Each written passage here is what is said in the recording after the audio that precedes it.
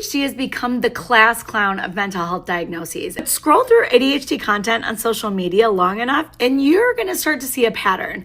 Funny, quirky, forgetful, always losing keys, always late, always bouncing off the walls, charming but chaotic. Making ADHD relatable reduces stigma. Full stop. That matters. But here's what that caricature leaves out. It leaves out the person who can't get out of bed. Okay, Dr. Sierra, I hear you and agree with you in some cases. And I have a little hypothesis to add that might explain some of this. And this was the question that kept coming up for me.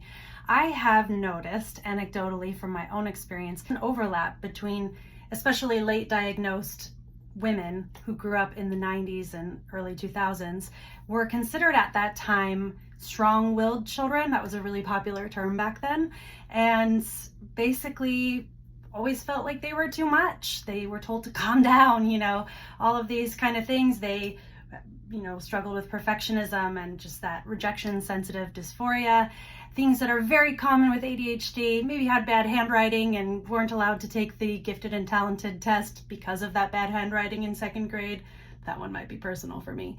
Anyway, I wonder if people making this kind of content are sort of trying to reclaim what felt lost back then, what felt wrong with them, and to celebrate the ways that they are, quirky and, how did you put it, chaos, cute but chaotic.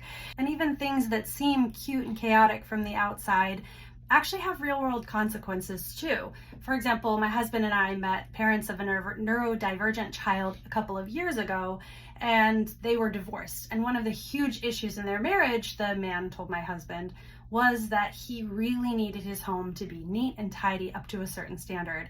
And she was not able to maintain that standard because of her ADHD.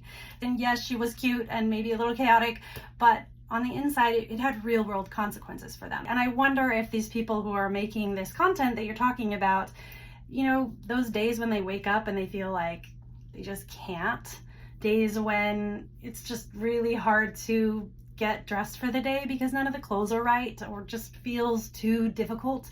Those aren't the days they're going to hit record and share what's going on because they probably don't feel like that's very helpful. But maybe it is. So I'm looking forward to seeing what you share in your series.